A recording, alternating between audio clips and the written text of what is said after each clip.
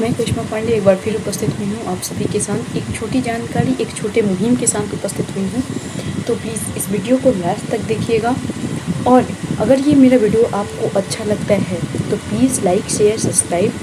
और वास्तव में ये वीडियो आपको अच्छा लगे या ना लगे, लेकिन अगर आप फॉलो करते हैं, इसमें बताए हुए इस टिप्स को फॉलो करते हैं, तो वास्तव में आप कोरोना जैसे इस बीमारी से बच पाएंगे।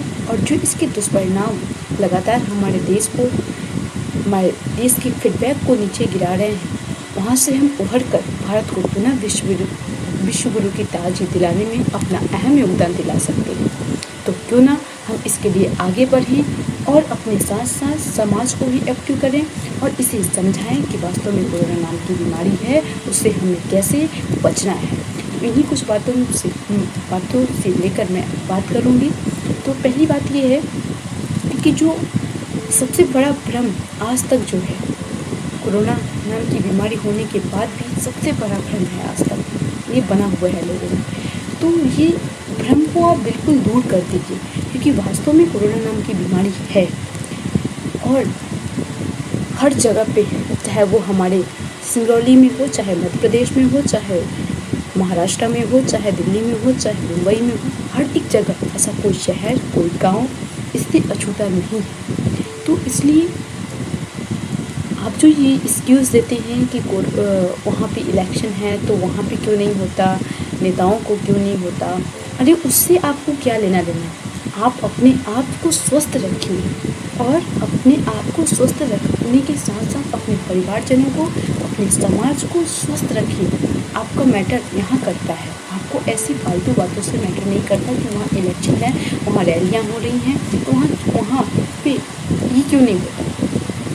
डजंट मैटर, सब होता है, वहाँ भी तो केसेस मिल रहे हैं ना, हो सकता है उन्हीं में से हो। तो ऐसी एक्सक्यूज़ देना बंद करिए, खुद का बहुत ख्याल रखिए। और सेकेंड बात मैं आपसे बात करना चाहती हूँ कि आपकी कुछ ऑनलाइन क्लासेस चली हैं, ठीक है, बच्चों की ऑनलाइन क्लासेस चली हैं और बच्चों की केवल ऑनलाइन क्लासेस ही नहीं चली हैं, बल्कि जो हमारे घर में हमारे पेरेंट्स हैं या फिर हमारे ब्रदर सिस्टर जो भी बड़े हैं हमसे, उनकी जॉब जो होती हैं, जो एम्प्लॉइज लोग के पोस्ट पर हैं या फिर जो कहीं भी कार्यरत हैं, उनकी भी कुछ ऐसी कंपनियां हैं जो ऑनलाइन के थ्रू अपना वर्क कर रही हैं और अभी तक कर रही हैं। तो केवल बच्चों के लिए ही ऑनलाइन की बात नहीं है, ऑनलाइन के लिए सब कुछ, यहाँ तक कि ट्रांसपोर्ट सिस्टम भी हमारे ऑनलाइन चलते थे जब एक टाइम पर कोरोना बहुत ज़्यादा हो गया था। तो ऑनलाइन का इशू अगर हमारे अंदर है कि ऑनलाइन चला है तो हम डिप्रेशन में हैं, हमारा टाइम पास नहीं हो रहा है, हम अच्छे से नहीं कर पा रहे हैं, हमारी क्रिएटिविटी उस चीज़ में नहीं आ पा रही है, हम उस चीज़ को अच्छे से समझ नहीं पा रहे हैं, या फिर हम घर में रहते रहते बोर हो गए हैं, ये बुनियादी जो एक्सक्यूज़ है, ये एक्सक्यूज ही आपको सबसे बड़ा नेगेटिव माहौल लगता है। तो इस एक्सक्यूज से बिल्कुल बाहर निकलिए, क्योंकि जब हमें पता है कि कोरोना नाम की बीमारी है और उससे हम बाहर नहीं निकल सकते, सब कुछ ऑनलाइन ही कर सकते हैं और ऑनलाइन ही हमारे लिए सो बेटर है, ऑनलाइन ही हमारे लिए सो बेटर है। जो सरकार ने नियम हमारे लिए लागू कर रखे हैं, वन ऑफ द बेस्ट, शायद वो एक सही टाइम पर लागू नहीं करते तो आज हमारे देश की स्थिति कुछ और होती। तो शुक्र मानिए गॉड का और सरकार का कि उन्होंने सही टाइम पर सही डिसीजन लेकर हमें स्वस्थ रखने के लिए अपना पूरा 100% योगदान दिया। तो आप भी देखिए, ऐसे छोटे छोटे एक्सक्यूज से अपने आप को डिप्रेशन मत करिए। सेकेंड बात मैं बोलना चाहती हूँ कि ठीक है, ऑनलाइन क्लासेस चली हैं, बच्चा घर पे रहता है, तो जब हमें पता है कि कोरोना नाम की बीमारी है, हमको घर पे ही रहना है, घर पे ही हम अच्छे हैं, तो ये एक्सक्यूज फालतू का है, बल्कि उस एक्सक्यूज पर हमें ये करना है कि ऐसा क्या है, ऐसा क्या कर सकते हैं हम इस ऑनलाइन प्रोसेस को कि और बेटर बना पाएँ, इस ऑनलाइन प्रोसेस को और बेटर बना पाएँ। देखिए, जब हमें पता है तब चीज़ें पेरेंट्स को भी पता है, बच्चा भी इस चीज़ को समझे, तो इस इशू को एक डिप्रेशन मानकर नहीं, बल्कि इस इशू को एक पॉजिटिव मानकर अपने आसपास आपके एटमॉस्फेयर में एक पॉजिटिव एक्टिविटी क्रिएट करना है। इस नेगेटिव माहौल में जो पॉजिटिव माहौल क्रिएट करके अपने आप को, अपने समाज को, अपने बच्चों को आगे ले जाएगा, वास्तव में वही इस देश को बचा पाएगा और विश्व गुरु की गाथा को दोहराने में अपनी अहम भूमिका दे पाएगा। तो बच्चों के साथ रहिए, एंजॉय करिए, बच्चे भी आपके साथ रहे, वो भी एंजॉय करें। ऑनलाइन का ही कहते ना कि जहाँ है वही मजा लें, वही उस चीज़ का ही खूब उपयोग करिए, खूब एंजॉय करिए। तो वही ऑनलाइन प्रोसेस है, उसमें ही अपना एंजॉय करिए, उसमें भी अपना 100% दीजिए। और सेकेंड बात, कुछ टिप्स हैं जो CBSE, MP बोर्ड, इन सब बोर्ड और हमारा जो राजस्थान बोर्ड है, हमने राजस्थान से किया है, जो राजस्थान बोर्ड है, बहुत सारे बोर्ड, उसमें 11th-12th की परीक्षाओं को लेकर रही बात, तो कुछ बच्चे हैं जो बहुत खुश हो रहे हैं कि एग्ज़ाम टल गया, एग्ज़ाम नहीं होगा, सो बैठे। एग्ज़ाम कब होगा, कहाँ होगा, बहुत सारे बच्चे अपने टाइम को इस चीज़ में ही वेस्ट किए जा रहे हैं। तो डियर प्लीज़ इस बात को बहुत अच्छे से समझिएगा। ये मैं कहती हूँ, और मेरे साथ साथ मुझे जो पढ़ाए मेरे जो टीचर हैं वो भी बहुत अच्छे से इस चीज़ को सीख लेते हैं। इसलिए मैं आपको बताना चाहती हूँ कि आप इस चीज़ में अपना टाइम वेस्ट मत करो। परीक्षा के एक हफ्ते पहले, एक वीक पहले आपको ये पता चल जाएगा कि आपका सेंटर कहाँ है, परीक्षाएँ कब होंगी, कहाँ होंगी, कब संचालित होंगी और कितने टाइम पर होंगी या नहीं होंगी, डजंट मैटर। सबसे बड़ा मैटर ये करता है कि आपसे कंसेप्ट क्लियर नहीं होता। परीक्षा अगर नहीं भी होती है तो बिल्कुल इसमें अच्छी बात नहीं, क्योंकि आप अपने खुद का एनालिसिस नहीं कर पाते, और जब तक आप अपने खुद का एनालिसिस नहीं कर पाओगे कि मेरी गलतियाँ कहाँ तक हैं, तब तक आप अपनी खुद की गलती की पहचान नहीं कर पाओगे। और गलती की पहचान करना और उससे सीख कर आगे बढ़ना ही सफलता की सबसे महत्वपूर्ण कड़ी होती है। तो क्यों ना सबसे पहले हम कंसेप्ट को क्लियर करने का ध्यान रखें। क्या हो रहा है क्या नहीं, उस पर ध्यान नहीं रखना है। अपने आप को पॉजिटिव रखकर, अपने आप का खूब ध्यान रखकर अपने कंसेप्ट को क्लियर करने में पूरे फोकस के साथ आगे बढ़ना है।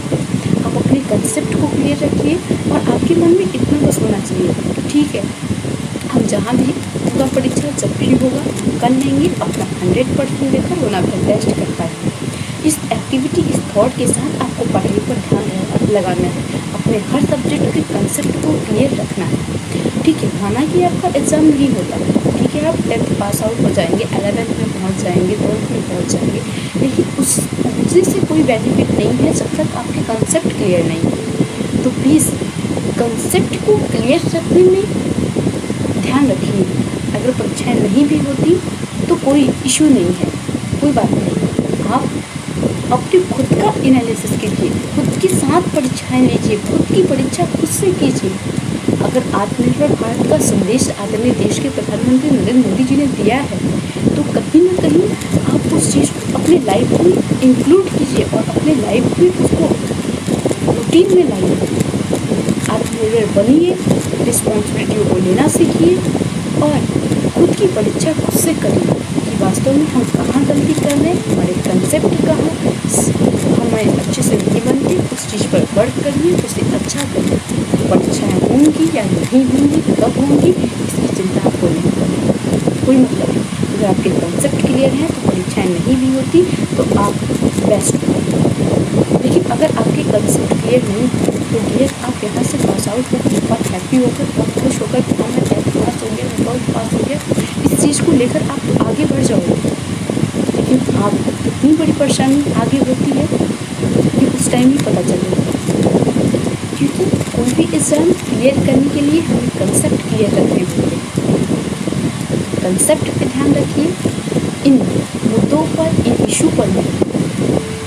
सबसे बड़ी मेरा इस वीडियो को बनाने का, इस वीडियो में मुझे आपके साथ रूबरू इस वीडियो का बनाने का, इस वीडियो को आपके साथ रूबरू होने का मेरा मोटिव, सबसे बड़ा मेरा एम यही था कि एटलीस्ट आप इस चीज़ में हैप्पी मत रहिए कि पेपर नहीं होंगे, पेपर कब होंगे। कंसेप्ट पे ध्यान रखिए। मैं बार बार बोल रही हूँ कि concept is the more important. और ये रही, और पेरेंट्स भी अपने बच्चों पर ध्यान रखिए कि ऑनलाइन क्लासेस चली हैं, अगर परीक्षाएँ नहीं हो पा रही हैं तो ऐसा नहीं कि आप खुद के बच्चे का उससे एग्ज़ाम ना करवाएं, आप बैठ कर करवाएं, उनके कंसेप्ट को क्लियर रखिए।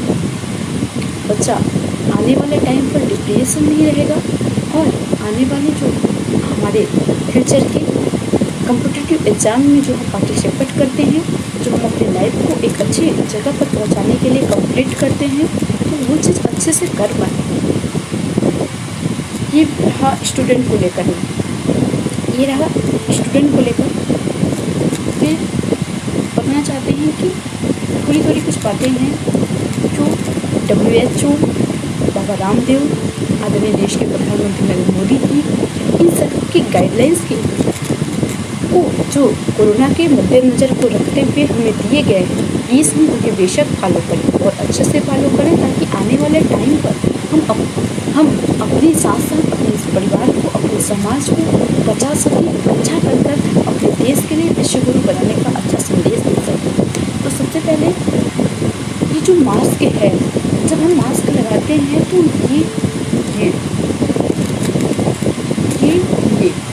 ये बिल्कुल सही तरीका नहीं है।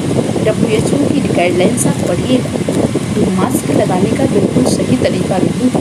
मास्क यहाँ से कभी मत लगाइए और मास्क यहाँ से कभी मत लगाइए, क्योंकि ये चीज़ हमें, अगर मास्क को लगा रहे हैं तो ये सब यहाँ से उठाएं और चुपचाप यहाँ से ऐसे लगाएं और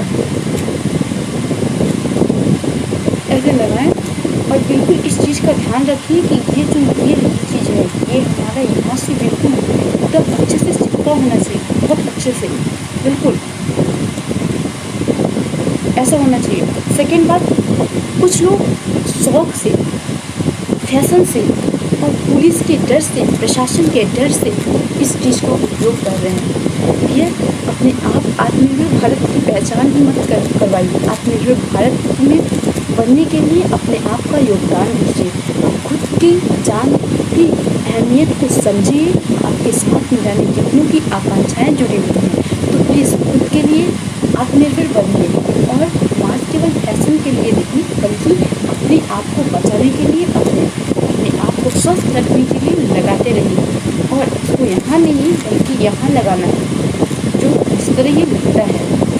सेकेंड बात, जब हमारे पेरेंट्स या फिर हमारे घर के जो सिस्टर ब्रदर्स जो भी होते हैं, जब वो ऑफिस से आते हैं, तो प्लीज़ अगर आप घर में एंट्री कर रहे हैं तो अपने आप को पहले सैनिटाइज कीजिए और मास्क एक सही जगह पे रखिए। इस मास्क को हम हो सके तो ऑलवेज धुलिए, सैनिटाइज कीजिए और अच्छी जगह पे रखिए। और खुद को सैनिटाइज करने के बाद भी आप घर में एंट्री करें और घर के लोगों के साथ बात करें। सेकेंड बात, जब आप जा रहे हो ऑफिस, तो ऑफिस की हर किसी की वर्क अलग अलग होते हैं। किसी का वर्क कीबोर्ड से भी अपने वर्क को करते होंगे, चेयर पे बैठते होंगे, बहुत सारे कंप्यूटर का यूज करते होंगे। जब हम कुछ भी हो सकता है, टीवी जब चलाते हैं तो रिमोट हर किसी का उपयोग करते हैं। तो प्लीज़ उसको न जाने आपके जैसे और लोग भी उपयोग किए हों, क्योंकि वो ऑफिस का सामान है, सार्वजनिक संपत्ति है, वो खुद की संपत्ति नहीं, तो सार्वजनिक संपत्ति है, बहुत लोग उसको उपयोग किए होंगे। तो पहले उसे सैनिटाइज कीजिए, फिर इसके बाद अपनी यूज में लाइए और ऑफिस से निकलने के बाद भी खुद को सैनिटाइज कीजिए और घर में एंट्री करने के बाद भी सैनिटाइज कीजिए। मास्क जरूर पहनिए।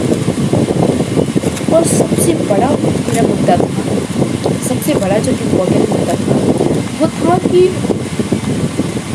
प्लीज़ अगर आप स्वस्थ हैं, सुरक्षित हैं, मास्क, सैनिटाइजर जैसी चीज़ें आपके पास उपलब्ध हैं, आप लगातार उसको कंटिन्यूस यूज कर रहे हैं, अपने मेंटलिटी बना चुके हैं अपने इस चीज़ का कि मुझे कोरोना से बचना है, इन सब चीज़ों का उपयोग करना है, तो प्लीज़ इस चीज़ में समाज को भी जागरूक करिए।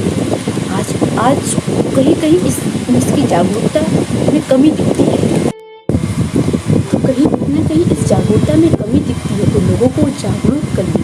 और एक पर्दे के उस पार जो हमारा परिवार निवास करता है, जो कोरोना से बचना तो चाहता है लेकिन ऐसे मास्क, सैनिटाइजर जैसी चीज़ें और जो कोरोना के लिए उपयोगदायक है ऐसी चीज़ें उसके पास नहीं उपलब्ध है।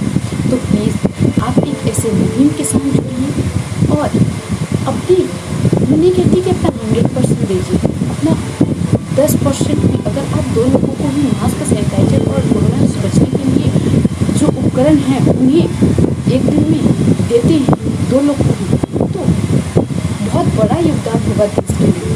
तो ऐसे मुहिम के साथ जुड़िए कि आपके साथ साथ एक पर्दे के उस पार का जो परिवार है, जो इन सब चीज़ों को नहीं ले पाता, नहीं खरीद पाता, नहीं पहुंच पाता ये सब चीज़ें, तो उसके साथ भी आप उसे भी इस चीज़ को दे सकें, वो भी यूज कर सकें, वो भी अपने परिवार के साथ खुशी मना सकें और वो भी इस कोरोना जैसी महामारी को हराने में आगे बढ़कर अपने जान को बचा सकें। सेकेंड बात जो WHO की गाइडलाइंस है वो तो मैंने बता दिया कि थोड़ा मास्क को सही से लगाएं और उसका तरीका क्या है। कुछ गाइडलाइंस थी जो मुझे आती थी, मैंने आपके साथ शेयर किया। सेकेंड गाइडलाइंस जो हमारे आज योगा गुरु बाबा रामदेव के द्वारा दिए गए हुए हैं, जैसे कि नासिक क्रियाएँ हैं उन्हें करें और जो एक कपालभाति का जो योगा है आप अपने डेली रूटीन में ज़रूर करें। सेकेंड बात, अगर आप कुछ दिन पहले तक, जब तक कोरोना नहीं आया था, तब तक हम नमक और पानी मिक्स करके सुबह 1 गिलास गर्म पानी लेते थे और रूटीन में अपने लेते रहते थे दिन भर में। तो उस चीज़ में थोड़ा सा बदलाव लाकर उसके साथ थोड़ा सा हल्दी डालकर उसे अपने रूटीन में बनाना है, लेना है। सेकेंड बात, इलायची और लौंग जैसी चीज़ों को भी अपने सेवन में लाना है, क्योंकि जो एंटीवायरल, एंटीबैक्टीरियल, एंटीफंगल होते हैं उस चीज़ से हमें ये अच्छा करता है। जो मुलेठी है, गिलोय है और ये सब रोग प्रतिरोधक क्षमता हमारी बढ़ाती हैं, तो इन सब चीज़ों को लेना है। और गिलोय को तो ज़रूर लेना है क्योंकि वो हमारे प्लेटलेट्स की जो संख्या होती है उसे भी एक मेंटेन बनाकर रखता है। तो ये सब चीज़ें हमारी बॉडी के लिए मोर देन इम्पोर्टेंट है। तो अपने रूटीन में इन चीज़ को बनाएं जो हमें हमारे लाइफ का चलने का तरीका था, लाइफ को जीने का जो तरीका था उसमें थोड़ा सा चेंजिंग लाकर थोड़े अच्छे से और अपनी बॉडी का, अपने परिजनों का, अपने घर वालों का, अपने आस पड़ोस का, अपने समाज का खूब ध्यान रखकर, खूब ख्याल रखकर हम ये सारी चीज़ें ढंग से करनी है। तो सारी चीज़ों को, सारी अच्छी चीज़ें, प्रोटीन युक्त चीज़ों को अपने रूटीन में लाइए, हेल्थी रहिए, स्वस्थ रहिए, सुरक्षित रहिए। और सेकेंड बात, जान है तो जहान है, इस चीज़ों को ज़रूर समझिए, डीप में समझिए और अपने बड़े बुजुर्ग, अपने मम्मी पापा सभी का बहुत बहुत ध्यान रखिए। इन्हीं कुछ बातों के साथ मैं करिश्मा पांडे आप सभी को प्रणाम करती हूँ। बहुत बहुत ध्यान रखिए अपना, अपने परिजनों का, अपने आसपास का, अपने समाज का, तब हमारा भारत देश पुनः विश्व गुरु की गौरव गाथा को पूरा पाएगा। तो डिप्रेशन मत रखिए, चाहे आपकी कंपनी के वर्क इशू हो, चाहे आप ऑनलाइन क्लासेस स्टूडेंट हो, बिल्कुल डिप्रेशन मत रखिए अपने मन में। बिल्कुल बी पॉजिटिव, बी हैप्पी होकर रहिए, क्योंकि ये प्रॉब्लम केवल आपके साथ नहीं है, ये प्रॉब्लम पूरे वर्ल्ड के साथ है। जहाँ जहाँ कोरोना पॉजिटिव केसेस बढ़ रहे हैं वहाँ हर जगह चीन के वुहान से ये निकला वायरस आज पूरे विश्व को दहा करके रख दिया है। तो ये प्रॉब्लम केवल आपके साथ नहीं, सबके साथ है। बस ओम शांति ओम का डायलॉग याद कीजिए, तो मुझे डायलॉग इस टाइम पर बहुत याद आता है। ओम शांति ओम का एक डायलॉग है कि जिस चीज़ को शिद्दत से पाओ वो मिल ही जाती है। तो वास्तव में अगर ऑनलाइन हो या ऑफलाइन हो, अगर आप कंसेप्ट क्लियर हैं, आप उस चीज़ को शिद्दत से चाह रहे हैं, तो आपको ज़रूर अचीव होगा।